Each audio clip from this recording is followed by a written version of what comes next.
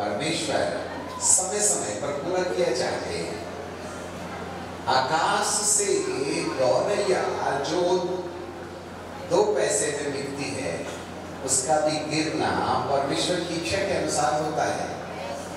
तो प्रभु भक्तों का आना और आप संतों का यहाँ इकट्ठा होना कोई बौद्धिक सम्मेलन नहीं है, वरन यह एक डिवाइन या आत्मिक योजना है जिसके अंतर्गत हम सब यहाँ उपस्थित हैं। और परमेश्वर पिता को धन्यवाद देते हैं कि लंबे समय की सेवकाई के बाद आप में से लोगों के लिए हम नए नासरी के नाम से मांगते हैं।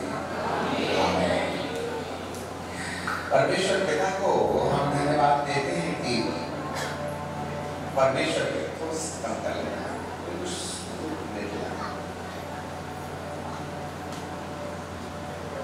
प्रभु हर वक्त हमारे लिए नए हैं और वो कभी पुराने नहीं होते हैं। परमेश्वर का आत्मा इस संसार के ऊपर जब इस सृष्टि की रचना नहीं रची गई थी, ये पृथ्वी पानी में डूबी थी और उसके ऊपर अंधेरा, और अंधेरे के ऊपर परमेश्वर का आत्मा मंडराता था। करोड़ों साल हो गए, कुछ नहीं हुआ।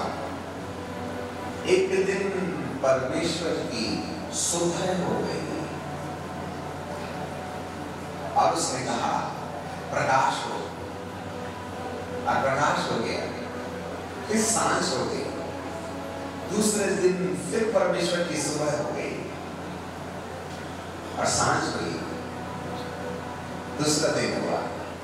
तीसरे दिन परमेश्वर की फिर सुबह हुई और सांझ हुई और तीसरा दिन हो गया, और चौथे दिन भी परमेश्वर की सुबह हुई थी। तब दोपहर में उसने सूरज बनाया था, तो हमारी सुबह हो गई। तब से घड़ी मुसीबत हमारे सिर में आ बैठी। तब से दिनों और वर्षों और कालों का समय शुरू हो गया। 2 सुबह है, एक हमारे लिए सूरज के उगने और डूबने की, और एक सुबह है जो परमेश्वर की काम करने की शुरुआत से परमेश्वर की काम करने के अंत तक दोपहर होता है, और जब वो विश्राम कर लेता है तो संध्या हो जाती है और एक दिन पूरा हो जाता है।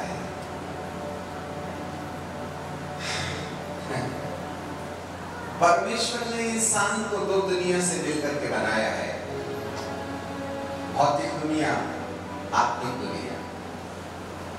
भौतिक दुनिया में हम शरीर में पैदा होते हैं, पैदा होने की तिथि को जन्मदिन के रूप में मनाते हैं, मरण तिथि को मृत्यु के गम के रूप में पहचानते हैं।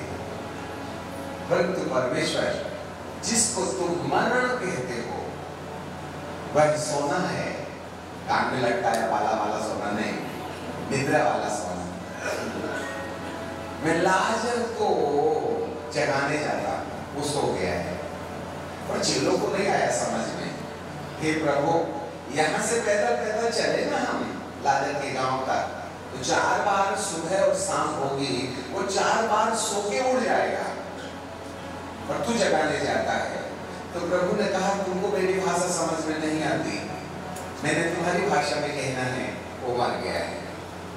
मैं जगाने जाता, मैं चिल्लाने जाता। तो परमेश्वर और उसके 27-28 पद में ऐसे लिखा है, book of Roman chapter 8 and verse 28 है। हम जानते हैं कि जो लोग परमेश्वर को प्रेम रखते हैं, जो परमेश्वर से प्रेम रखते हैं, उनके लिए सब बातें मिलकर के भलाई को पैदा करती हैं। अब हमारी गुजारिश होगी कि आप बिल्कुल शांत बैठे रहें, ये वीडियोग्राफी बंद कर दें और कोई उठना बैठना ना करें, क्योंकि हम ऑनलाइन होने के बाद यदि आप हरकत करेंगे तो हमारा कनेक्शन टूट गया तो दिमाग से शुरू हो जाएगा काम, और हम चाहते हैं आप परमेश्वर की सीधी वाणी सुने। फोटोग्राफी बंद, बहुत फोटोग्राफी हो गई, अभी कुछ नहीं चलेगा, राइट? क्योंकि हम परमेश्वर के दिल की धड़कन आपको सुनाना चाहते हैं, जिससे कि हमारा समय और आपका भी बेकार ना हो जाए। माफ कीजिएगा। अब यहाँ लिखा है, हम जानते हैं कि जो लोग परमेश्वर को प्रेम करते हैं उन्हीं के लिए, बाकी के लोगों के लिए नहीं। सब बातें मिलकर के भलाई को पैदा करती हैं, क्योंकि हम जानते हैं कि जो लोग परमेश्वर से प्रेम रखते हैं उनके लिए सब बातें मिलकर के भलाई ही को उत्पन्न करती हैं, अर्थात उन्हीं के लिए जो उसकी इच्छा के अनुसार बुलाए गए हैं, उसकी इच्छा के अनुसार बुलाए गए हैं। इसका मतलब है जरूर परमेश्वर अपनी इच्छा के अनुसार बुलाए जाने वालों के लिए हर परिस्थितियां, चाहे वह सकारात्मक हो या नकारात्मक हो, परमेश्वर उसके पीछे भलाई को पैदा कर रखा है। और हम देख रहे हैं इस प्रांत में मसीही सताव बढ़ता चला जा रहा है, विपरीत परिस्थितियां हो रही हैं, सताव हो रहा है और उसके अपने लोग भयभीत हैं। परंतु ऐसे समय में परमेश्वर का वचन क्या कहता है, यह समझना हमारी जरूरत होती है। कहीं ना कहीं परमेश्वर जानता है, हम दुआ भी करें कि हे परमेश्वर इन परिस्थितियों के ऊपर हमें विजय दे। हमारा रक्षक मन शायद आज भय में समाया हुआ समाज है, इस पद का चुनाव इसलिए कर रहा है कि कहीं ना कहीं हमारे अंदर एक डर है, परिस्थितियों का, सताव का, मुसीबत का, बिखराव का एक ऐसा माहौल संपूर्ण भारत में छाया हुआ है, जहां मनुष्य कहीं ना कहीं विश्वास में आने के कारण सताया जा रहा है। इसलिए मतदर हमें किस तरीके से समझना है, ये बातें आज हमें सोचनी पड़ेगी। बाइबल का परमेश्वर कहता है कि उसको आइडिया नहीं, ये हमारे सामने विपरीत परिस्थितियां हैं। जिस तरीके से हमने पहले देखा कि परमेश्वर ने प्रथम जब धरती बनाई थी तो उसने कहा प्रकाश हो, सुबह, और प्रकाश हो गया। ये उसकी सुबह है। वैसे सातों सुबह उसकी थी, परंतु हमारे लिए चौथी सुबह थी। और उस चौथी सुबह में उसने हमारे तन को, जब आदम को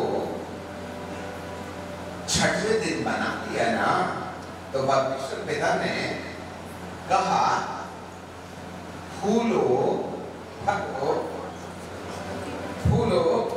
फलो और धरती भर में समा जाओ। फूल फलो, फूलना और फलना ये एक भौतिक घटना है, जरा ध्यान दो। फूलना और फलना एक भौतिक घटना है, परंतु आगे लिखा है कि इस पृथ्वी को, इस सृष्टि को अपने अधिकार में रखो। पढ़ लीजिएगा उत्पत्ति की किताब और उसका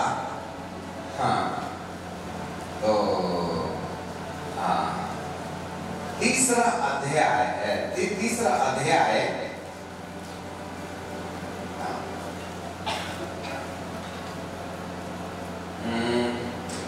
पहला अध्याय और उसका 28 पर book of genesis chapter 1 and 28 है। और परमेश्वर ने उसको आशीष दिया और उससे कहा फूलो फलो, भौतिक रीति से संतान पैदा करके धरती को भर दो, पृथ्वी में भर जाओ शारीरिक रीति से, और उसको अपने वश में कर लो। मुझे समझ में नहीं आता पृथ्वी को वश में, सृष्टि को वश में रखने का मतलब क्या हो रहा है। सृष्टि को फूलो फलो और पृथ्वी भर में समा जाओ और उसको अपने बस में कर लो। और समुद्र की मछलियां तथा आकाश और पक्षी और रहने वाले जंतु पर अधिकार रखो। रहने वाले जंतु, समुद्र की मछलियां, हमसे भी अधिकार में रहते नहीं बनता, मछली रखेंगे। जब से कमाने क्या लगी है वो तो हम ही कहती डंडू चाय लाओ। तो अधिकार कहाँ है हमें नहीं आता समझ में। और आजकल लड़के लोग पढ़ते कम है और नौकरी वाली ढूंढते हैं, तो समझ गए होंगे, बैग उठाना पड़ेगा। कहने का मतलब ये है कि फूलना, फलना और पृथ्वी में भर जाना ये एक भौतिक शरीर वाली दुनिया बसाने के बराबर है। परंतु बाइबल कहती है उसको अपने अधिकार में ले लो, ये आत्मिक सत्ता है। आज हम परिस्थितियों से हार जा रहे हैं, थक जा रहे हैं।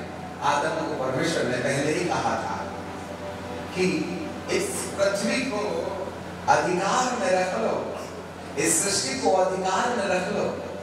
ये अधिकार, this is the spiritual authority. जिन परिस्थितियों में आप पाए जाते हैं उन परिस्थितियों के ऊपर अधिकार ले लो, ऐसे बोल करके परमेश्वर ने आदम को आशीष देकर के 7वें दिन विश्राम करने की अनुमति दे दी। कितना अच्छा है। हम अपने मूल को याद करें, हम अपने पिताश्री के सत्य को जानें। मेरे प्रियो, इसी मनसा से देखो हम समा बना रहे हैं, अपना संदेश बाद में शुरू करेंगे।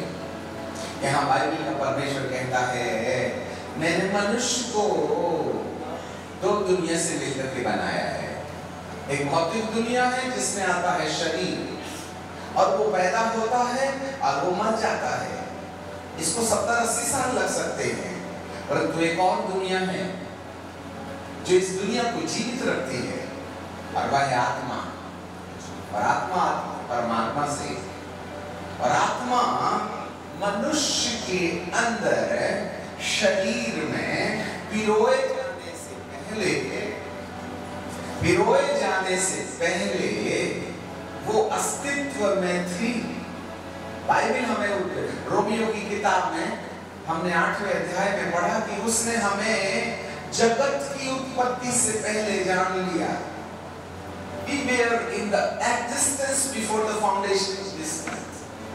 इस पृथ्वी के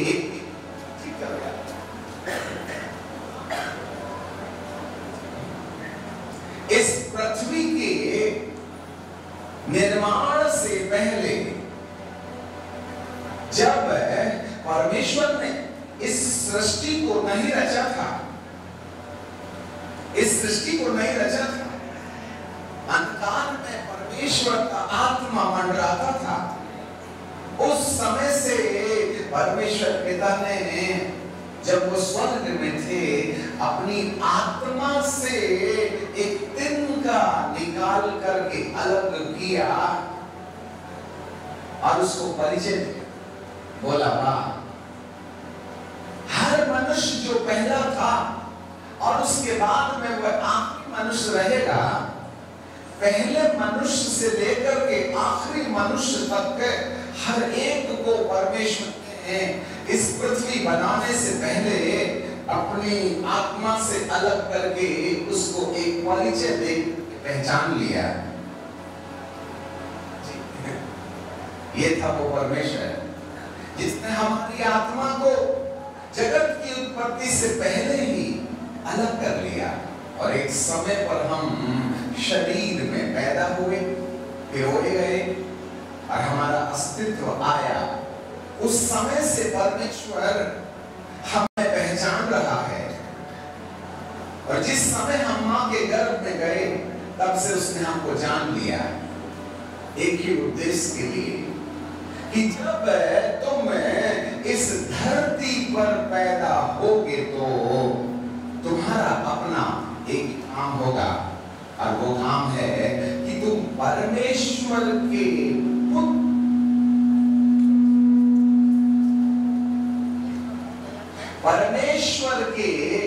पुत्र के स्वरूप में बनो। परमेश्वर के पुत्र की तरह बनना। इसलिए उसने जगत की उत्पत्ति से पहले अलग किया, मां के गर्भ में जाने से पहले ठहरा दिया कि मैं पैदा होने से लेकर मरने के पहले तक परमेश्वर के पुत्र होने नामक संपत्ति को अपने लिए इकट्ठा कर लूं। इसलिए उसने जगत की उत्पत्ति से पहले अपनी आत्मा से एक दिन का निकाल के एक अलग व्यक्ति के रूप में पहचाना और उसकी पैदा होने की तारीख और मरने की तारीख उस आत्मा के साथ लॉकेट लगा के रख दिया। और वह अपने समय पर पैदा हुआ और अपने समय पर इस देह से रवानगी ले लिया।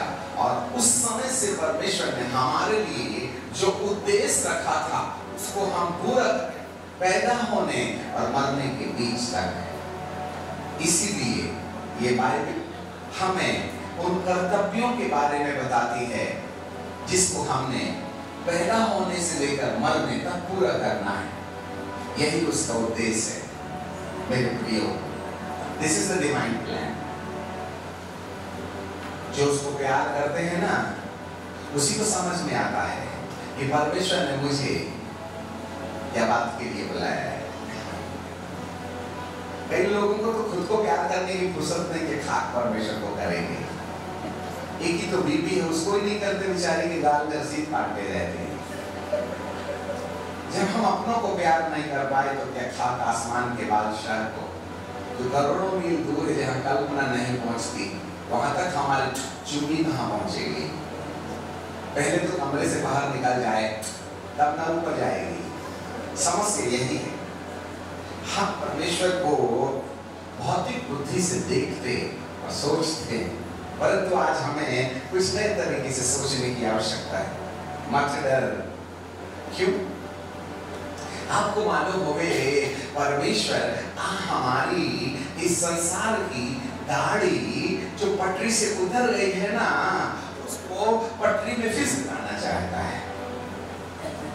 जब बच्चे लोग पढ़ते हैं, राम बाजार जाती है, पापा बोलते बेटा ठीक से पढ़ो। राम बाजार जाती है, ठीक से पढ़ो।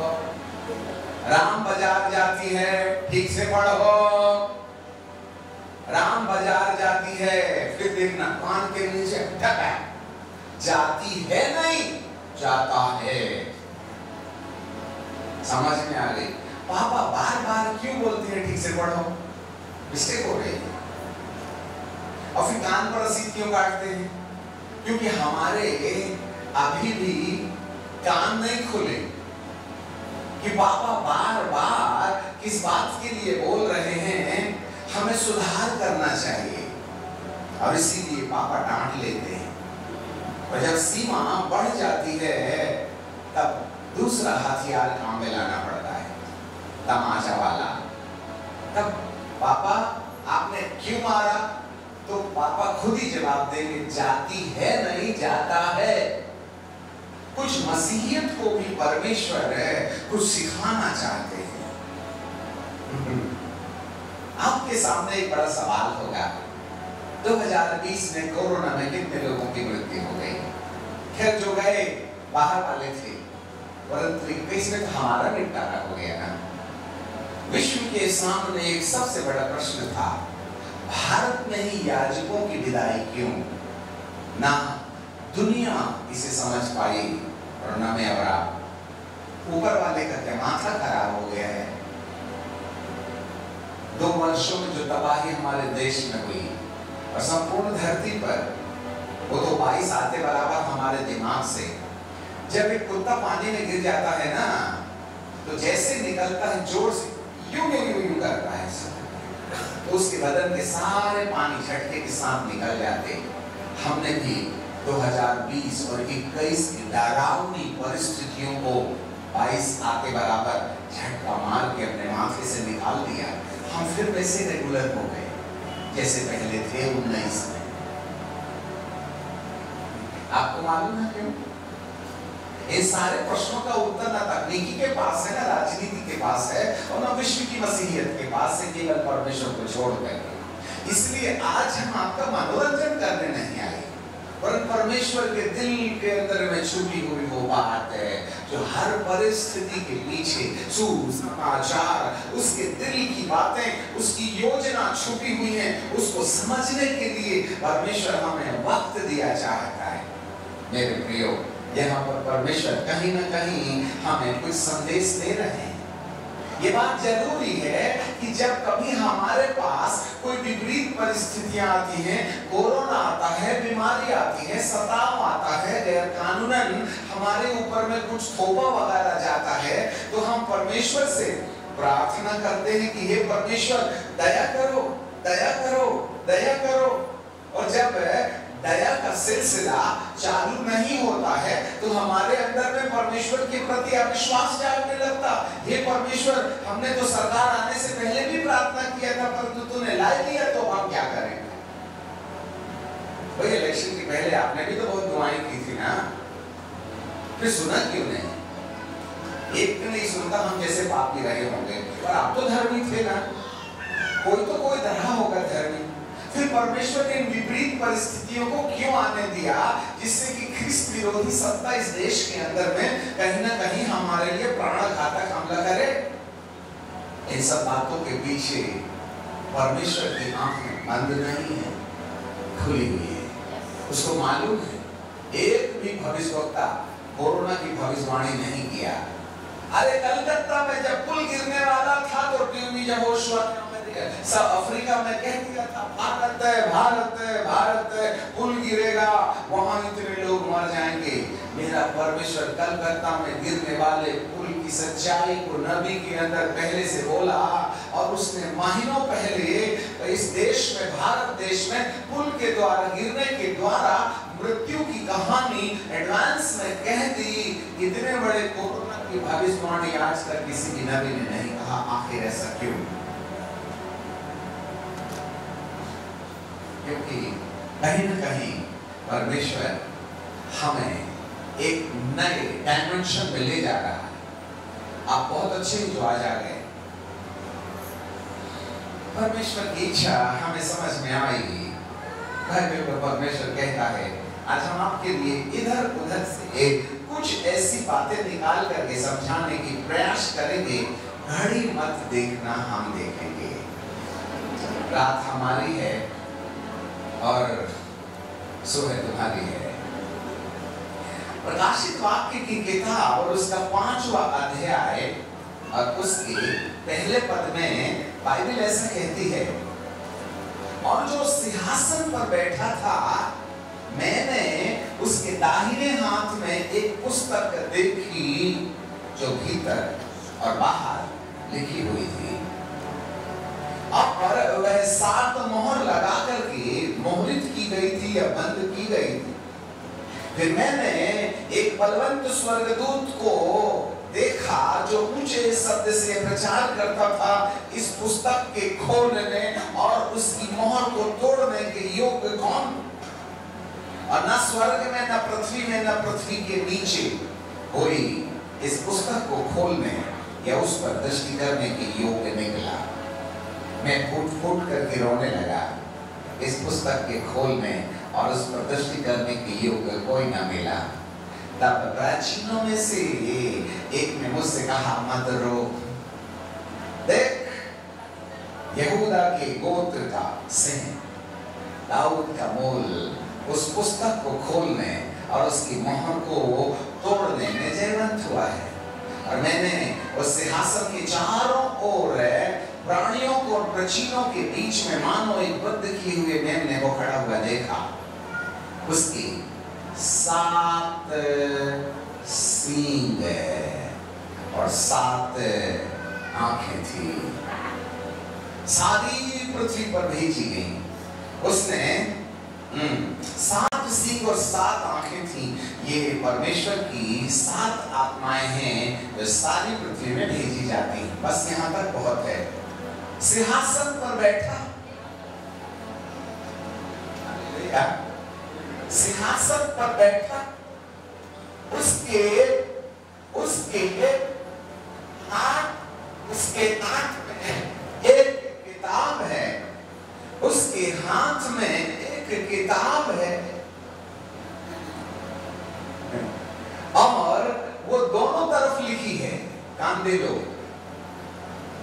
बाहर वाले अंधेरे का फायदा नहीं उठाना।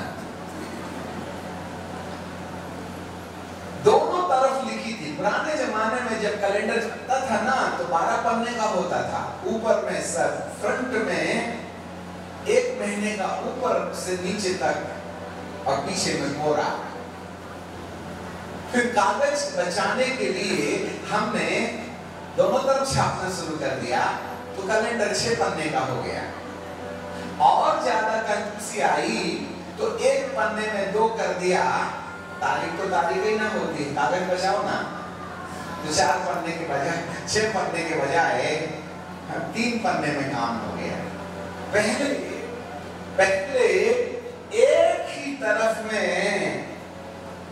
छपा हुआ होता था और पीछे तरफ में खाली होता था। ऐसे ही एक किताब है, यहाँ दोनों तरफ लिखी है। किताब लिखा है, परंतु इंग्लिश में जाए तो वहां लिखा है स्क्रोल। स्क्रोल मतलब रोलर बोर्ड की तरह। पहले से बाइंडेड बुक नहीं हुआ करती थी, वरन स्क्रोल हुआ करते थे, पन्ने वाले कैलेंडर के समान। तो यहाँ जो किताब है वो दोनों तरफ लिखी है। पन्ना एक है, आगे भी लिखी है और पीछे भी लिखी है। आगे और पीछे लिखा जाना। यदि ये किताब है जो आगे और पीछे दोनों तरफ लिखी है तो जरूर ऐसी ही किताबें हैं जो एक ही तरफ लिखी होगी। अब 2 तरफा किताब है, 2 तरफा पन्ने में लिखा है। एक पन्ना था जिसमें एक तरफ लिखा था, परंतु इस पन्ने में 2 तरफा लिखा हुआ है। इससे आपको मुझको क्या समझ में आता है? 2019 तक के इतिहास में एक तरफ लिखी किताब 2000 साल से मेरा प्रभु उसके बारे में इस संसार में बताते रहा। और उस किताब में बहुत सिंपल संदेश था, और वो संदेश था लव, ग्रेस, प्यार और उद्धार। प्यार और उद्धार के कैलेंडर से, प्यार और उद्धार के संदेश से मानव के जीवन के अंदर में ज्यादा परिवर्तन दिखाई नहीं दिया। ये प्यार और दया से हमने परमेश्वर का जो मिसयूज किया है, दुरुपयोग किया है, हमने परमेश्वर को इस संसार की 70 वर्ष की जिंदगी के लिए पहचाना। हमारी वजनदार थॉट्स को जरा ध्यान से सुनना। हमने इस संसार में इस भौतिकवाद को आधार बना करके हमने परमेश्वर को पहचानने का प्रयास किया। वह मुझे चंगाई देगा, वह मुझे आशीर्वाद देगा, और वह मुझे नौकरी देगा, बंगला देगा, कार देगा, ये देगा, वो देगा। और सदियों से हम जागृति को बड़ी भीड़ के रूप में, चमत्कार के रूप में, अद्भुत कामों के रूप में पहचानते रहे। नहीं साहब, प्रॉफिट हमारा नाम पुकार दिया, हमारे कमरे में जो गमले रखे थे उसका कलर भी बता दिया, प्रभु महान है। तो क्या हुआ? तुम्हारे घर के सामने रखे गमले, पर्दे कौन से हैं, अलमारी कहाँ रखी है, यदि नाम पुकार के भविष्यवक्ता ने बता भी दिया तो क्या हो गया? दूसरे दिन तो बीड़ी धो रहे थे कि नहीं? कुछ फायदा हुआ? नाम नहीं पुकारा था तब भी देते थे, बीवी के कान में धनाधन भगावत, और उसके बाद भी तो नाम पुकारवा के दिए थे ना बत्ती। कुछ फर्क पड़ा? एक लंगड़ा था, लंगड़ के जा रहा था नरक, 6 घंटे में पहुंचने वाला था। भाई आमोस सिंह आए, प्रार्थना किए तो बेचारा लंगड़ के धीरे जा रहा था। चंगा क्या हो गया? वो तो दौड़ के चला गया और पहुंचा 4 घंटे में। कहाँ रे बाबा? पावर मिनिस्ट्री, तुमने 6 वाले को 4 में पहुंचा दिया और कहते हैं रिवाइवल आ गई। प्रभु कहते हैं धोखा, धोखा, कंफ्यूजन, ग्रेट कंफ्यूजन। मैं तुमको मिनिस्ट्री नहीं दिया था, कि तुम 6 घंटे वाले को 4 में पहुंचा दो, कम से कम 2 घंटे में कोई ना कोई बीच में सुसमाचार सुनाने वाला मिल जाता तो बेचारा 2 घंटे के एवरेज में बच सकता था। हमने तो 4 घंटे में पहुंचा दिया। मैं चंगाई का दुश्मन नहीं हूं। हमारी संस्था, उसका नाम ही है the kingdom of God is not in word but in power. We believe in power. अभी के 40 सालों से भूत निकालते निकालते करोड़ों भूत निकाले, हाथ पैर दोनों मेले हो गए, परंतु जाने वालों का रिजर्वेशन कितना हुआ पूछे तो हमको तो पानी लगेगा। मेरी गारंटी नहीं, मैं क्या बता दूं। समस्या यही है, जब पटरी गाड़ी से उतर जाती है ना तो हमें समझ में नहीं आता, हमें सुसमाचार प्रेम से समझ में नहीं आता है ना, तो परमेश्वर आईसीयू में दुआ सिखा देता है। कुछ ऐसा ही तो योना के साथ हुआ था, जब परमेश्वर ने बोला जा रे बाबा निनिवे, निकला तो था बैग थाम के निनिवे जाने के लिए, परंतु 30 को भाग गया। तब परमेश्वर ने कहा दुआ नहीं करेगा, नहीं सोने जा रहा हूं। जहाज के नीचे जाके सो गया। सब ऊपर मदद दे रहे हैं, जनाब नीचे सो रहे हैं।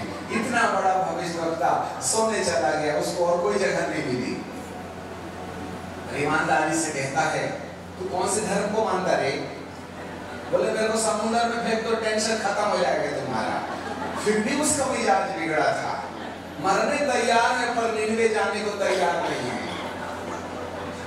हम भी तो वही बिरादरी है ना, हम कहाँ सुधर लिए चमत्कार और चमत्कार के चक्कर में। और आज चमत्कार का बड़ा भूत लगा हुआ है हमको। सब लोग ओ देखो, यदि कोई नहीं गिरता तो ढकेल के सेल्फी लेना इनसे आ जाते हैं। प्रभु कहते हैं तुम ही महान बन गए तो मेरी महानता क्या क्या होगा। हालेलुया। इसलिए परमेश्वर बहुत से लोगों की कुर्सी खाली करवा चुके हैं और आगामी सालों में कुर्सियां खाली होने की भी संभावनाएं नजर आ रही हैं। यदि आज का संदेश सुन करके हमने अपनी टेक्निक नहीं बदली तो समस्या बढ़ सकती है। कल तो आना, हम ऐसी ऐसी भविष्यवाणी के बारे में बताएंगे कि तलुए के नीचे जमीन नहीं रहेगी, तो सुनने होंगे तब ना।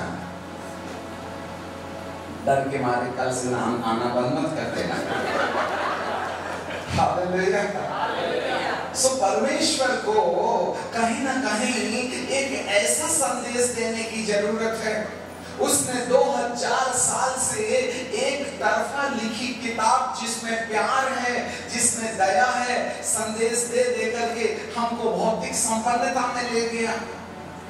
हम फाइनेंशियली ब्रेक थ्रू के लिए प्रार्थना करते रहे, हम अमेरिका जाने के लिए दुआ करते रहे, हम कहीं ना कहीं जमीन और जायदाद और कार, प्रभु कार दे दे। और आज भारी भविष्यवक्ता लोग, प्रभु तुमको नहीं कार देने वाला है। अरे भैया कार को क्या करोगे, स्वर्ग जाने का रास्ता बताओ, टिकट आज ही की है। इसलिए तो परमेश्वर कहीं ना कहीं अपने काम करने के रवैये को बदल रहा है। और वह हमारी गाड़ी को जो पटरी के नीचे चल रही है ना, उसको पटरी में लाना चाहता है। मेरे परमेश्वर को कोई शौक नहीं है कि वह आपको जेल भेज दे, आपको सताओ से और आपको विपरीत परिस्थितियों से होके जाना पड़े। उसको इस बात में कोई शौक नहीं है, परंतु ये उसकी मजबूरी है। जरा देखिएगा, यहाँ बाइबल का परमेश्वर कहता है ये जो सिंहासन पर बैठा है उसने उसके दाहिने हाथ में एक पुस्तक देखी जो भीतर और बाहर लिखी हुई थी और उस पर 7 मोहर लगाई गई थी। स्वर्गदूत ने कहा कि इस पुस्तक के ऊपर दृष्टि डालने और इसको खोलने, जिसमें 7 मोहर लगी है, ना स्वर्ग में कोई है ना पृथ्वी में कोई है। तो यूहन्ना रोने लगा। जरा देखना, स्वर्गदूतों को मालूम नहीं रहता है। तब वहां किसी प्राचीन ने पुकार करके कहा, रोने का नहीं, अरे भाई दोनों स्वर्ग में रहते हैं। स्वर्गदूत कहता है ना स्वर्ग में ना पृथ्वी पर इस किताब को खोलने के कोई योग है। और स्वर्ग में रहने वाला एक प्राचीन कहता है टेंशन मत ले, रोग वगैरह मत, देखिए वक्त किए हुआ मेमना है। देखो स्वर्ग में रहना अच्छी बात है, परंतु स्वर्ग में रहने वाले कई लोगों को स्वर्ग के प्रोग्राम के बारे में मालूम ही नहीं रहता, रहते जरूर वहां है वो। स्वर्गदूत को मालूम ही नहीं था, उसने तो साफ कह दिया ना स्वर्ग में ना पृथ्वी में, अरे दृष्टि डालने वाला नहीं है कोई, तो मोहर खोलने की तो बात ही। परंतु प्राचीन है, शायद तुझको ज्यादा आइडिया नहीं है, ठहर मैं बताता हूँ। हमारे ही स्वर्ग में एक बद्ध किया हुआ मेमना है,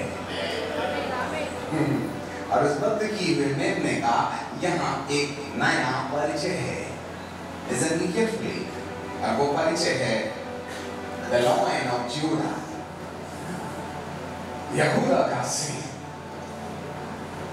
बोलो सिंह। उर्दू में कहते हैं बबर शेर, पंजाबी में बबर शेर। यहाँ एक बबर शेर है। 2000 साल तक मेरा यीशु एक तरफा किताब में मेमने के रूप में अपना परिचय देते रहा। मैं हमारे पापों के विषय में आनाकानी करते रहा, कल बदल जाएगा, टेंशन मत ले। अपनी हथेली दिखाते रहा। ये मोबाइल में जवान लोग क्या उल्टा सीधा देख रहे हैं, खुदा बाप। अभी उनको मैं बताता हूँ, यीशु कहते हैं प्रभु एक बार और अगले साल देखना, इसके चारों तरफ खोदा लगाऊंगा, खाद डालूंगा, पानी डालूंगा, नहीं माने तो टेंशन तेरा, परंतु एक साल और दे दे। ये भी आने वाला मेमना है जो हमारे परमेश्वर के सन्मुख हथेली दिखा करके हमारे न्याय को परमेश्वर के माथे में ठंडा करते रहा।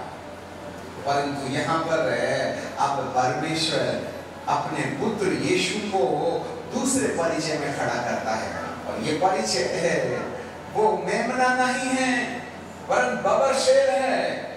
वो दाऊद का मूल जरूर है परंतु यहूदा का सिंह है। अच्छा, तो मेमना कैसे बोलता है? मैं सिंह होते क्या नहीं, लड़ता क्या नहीं, दया दया दया। यीशु के चेले एक बार सामने वाले गांव में गए और बोलने लगे कि सरपंच महोदय हमारे ये वाला गांव क्रॉस करेंगे, अनुमति चाहिए, बताने के लिए बोल रहा हूँ। तो सरपंच क्या बोलते मालूम है? खबरदार, तेरा गुरु किस रास्ते से नहीं जाएगा, उसके साथ बहुत लोग जाते हैं। और एक बार हमको पता चला था गलेसर की झील के उस पार एक ही भूत निकाला था, और 3000 स्वर्गदूत पानी में बपतिस्मा लेने गए थे ना, तो बप जरूर हुआ था, बपतिस्मा नहीं हुआ था। तेरा गुरु एक भूत निकालने में 1 करोड़पति को कंगाल बना देता है, उसने नहीं देखो इसको। इसलिए गलेसर की झील के उस पार लोगों ने भगा दिया यीशु मसीह को। इधर काम करके सुनना है, हमारे नहीं देंगे। चेले लोगों का माथा खराब हो गया जैसा हमारा तुम्हारा हो जाता है। सीधे यीशु के पास गए, प्रभु आज हम बहुत गुस्से में हैं, क्या हमको 5 मिनट प्रार्थना करने के लिए दीजिएगा? क्या करोगे बेटा?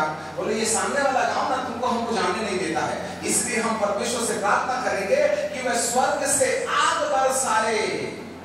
तो प्रभु ने उनको डांटते हुए कहा, तुम नहीं जानते कि तुम किस आत्मा के हो। मनुष्य का पुत्र नाश करने के लिए नहीं परंतु बचाने के लिए आता है। हालेलुया। ये यीशु में आने वाला यीशु है, ये यीशु में आने वाला यीशु है। मैं तुम्हें मैं धरती पर दोष लगाने और दोषी ठहराने नहीं आया हूं, मैं तुम्हें धर्मी ठहराने आया हूं। परंतु मेरी मजबूरी है कि मेरे अंदर जो वचन है वही तुम्हें दोषी ठहराएगा। मैं तो हाथ धो के निकल लिया। यीशु किसी को दोषी नहीं ठहराता, परंतु परमेश्वर का वचन जिसको यीशु लेके आया वो यदि दोषी ठहराता है तो यीशु कहते हैं मेरा प्रॉब्लम नहीं, मेरे बाप का, उससे निकलो, तुम्हें तो चला पड़ती गली, मैं तुम्हें नहीं आने वाला यीशु हूँ। परंतु एक समय इसी में आने वाले यीशु को प्रभु कहते हैं, बेटा एक तरफ लिखी किताब तूने खोल के आया ना, अभी दो तरफ लिखी किताब भी खोलने की जवाबदारी तेरी है। तो मेमने वाला यीशु क्या बोलता है, हे प्रभु, वही जिसको मैंने कहा कि मैं न्याय करने नहीं आया हूं, क्या वो फिर से हमारे लिए न्याय बन के जाऊं क्या? तब परमेश्वर ने कहा जितना बोला उतना काम करने का। तब यीशु ने अपना रूप बदल दिया, वकालत करने वाले वकील का अब प्रमोशन हो गया है और वह न्याय की कुर्सी में बैठ गया है। जब तक वह वकील था ना तो 5 रुपए वाली चाय पीपल के पेड़ के नीचे क्लाइंट के साथ पी लेता था, परंतु अब जब से न्यायी बन गया है ना, उसको किसी व्यक्ति से घर में जाके मिलने की अनुमति नहीं। आपको मालूम होगा वकील और जज में क्या अंतर होता है। कुछ यही है आज हमारे साथ भी। हमारा प्रभु अब दो तरफा किताब खोलने जा रहा है और इस दो तरफा किताब को खोलने के लिए उसे मेमने वाले यीशु की जरूरत नहीं है, उसे यहूदा के सिंह की जरूरत है। और 2020 से मेरा यीशु यहूदा का सिंह बन करके दो तरफा लिखी किताब, ध्यान रखिए इस दो तरफा लिखी किताब में क्या लिखा है, जरा ध्यान दे लेना। एक तरफा लिखी किताब में था प्रेम और दया, अनकंडीशनल लव, बिना शर्त वाला प्यार। परंतु आपको मालूम होवे अब मेरा यीशु बिना शर्त वाले प्यार की कहानी बंद कर दिया है, उसने शर्त वाली कहानी शुरू कर दी है। नाउ एक समय था जब अनकंडीशनल लव था, परंतु 2020 से कंडीशनल लव का समय शुरू हो गया है। That is a condition behind. अब ऐसा हो सकता है किसी पर दया हो शर्त पूरी करने पर, और किसी पर दया ना हो शर्त नहीं मानने वाले पर, तो इसमें परमेश्वर की जवाबदारी नहीं है, सभी की जवाबदारी है। हालेलुया। यदि आप इसी 5वें अध्याय की पुस्तक की पहली मोहर को 6वें अध्याय में खुलता हुआ देखो, जरा ध्यान देना। यदि आप इसी 5वें अध्याय की दो तरफा किताब को 6वें अध्याय में खुलता हुआ देखो, तो जैसे ही पहली मोहर खोली जाती है तो यहाँ बाइबल बताती है 6वें अध्याय के पहले पद में, और मैंने देखा कि मैंने उन 7 मोहरों में से एक को खोला और उन 4 प्राणियों में से एक के गर्जन का शब्द सुना, आ। और मैंने दृष्टि की और देखो एक श्वेत घोड़ा है और उसका सवार धनुष लिए हुए, उसके एक मुकुट दिया गया, वह जय करता हुआ निकला कि और भी जय प्राप्त करे। श्वेत घोड़ा, ये श्वेत घोड़ा क्या है?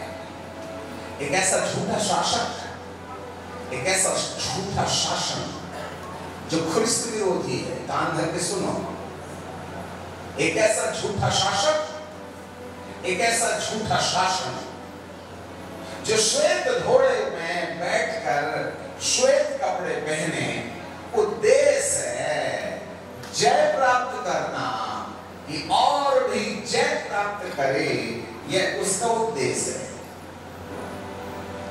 परंतु उसके हाथ में धनुष है। हालेलुया। धनुष का संकेत कहना नहीं चाहते। It's a kingdom. It's a kingdom.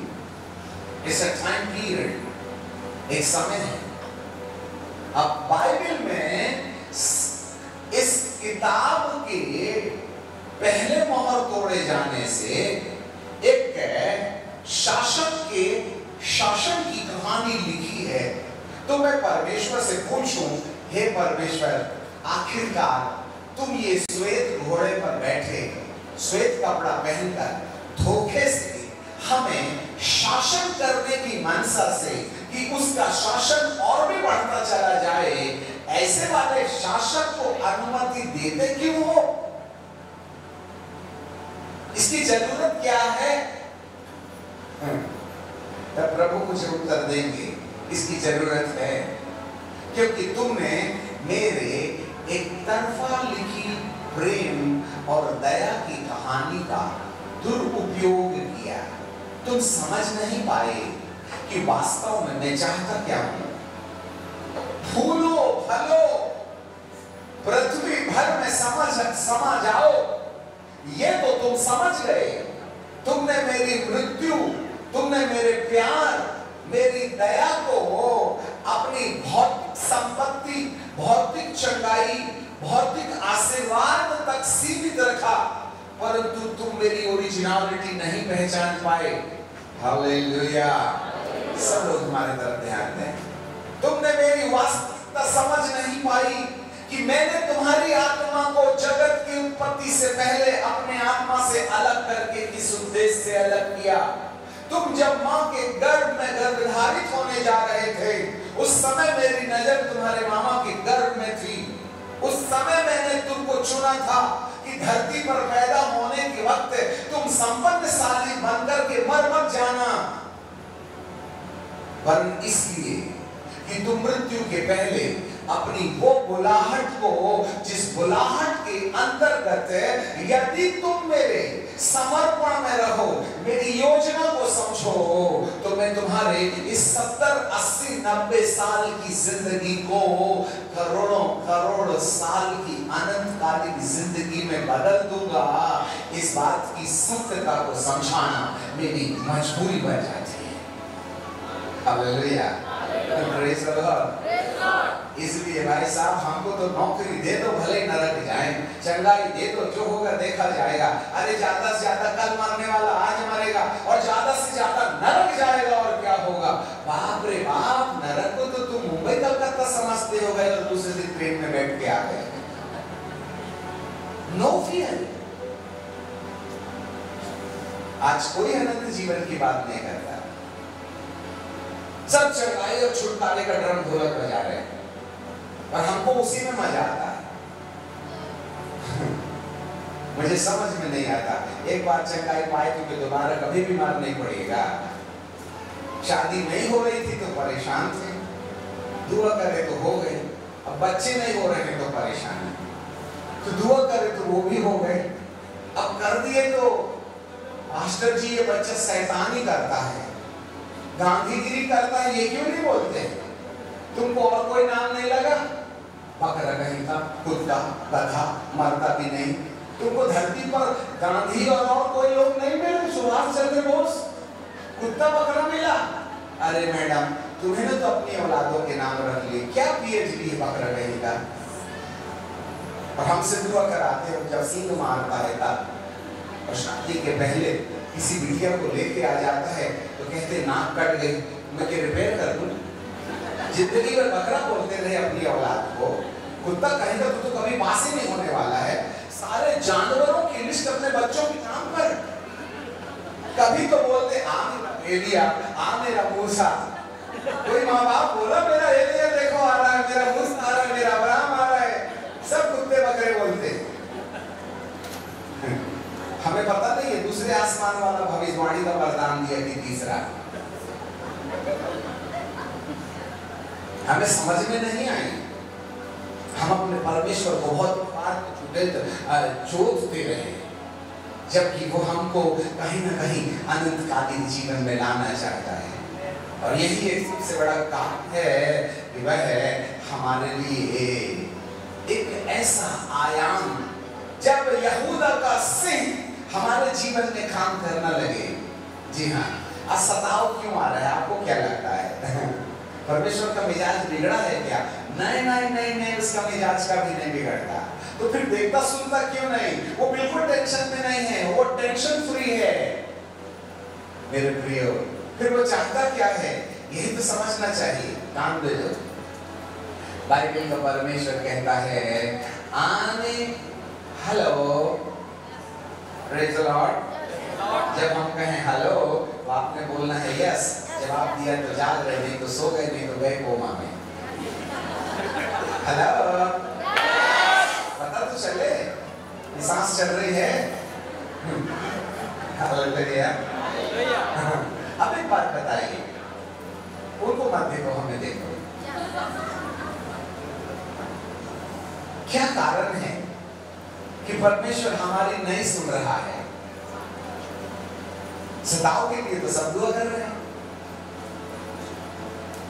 हम आने वाली विपरीत परिस्थितियों से बचने के लिए दुआ कर रहे हैं। मत डर, मैं तेरे साथ हूं। पर यह समझने का प्रयास नहीं कर रहे हैं कि परमेश्वर हमको इन परिस्थितियों में कौन सा संदेश देना चाहता है। Praise the Lord. Okay.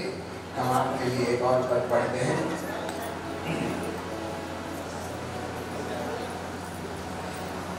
हाँ, थिस्सलुनीकियों की नहीं, माफ कीजिएगा, जल्दी बैठ जाए।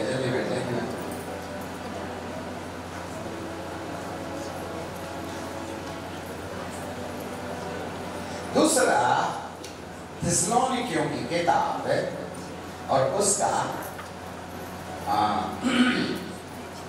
दूसरा अध्याय।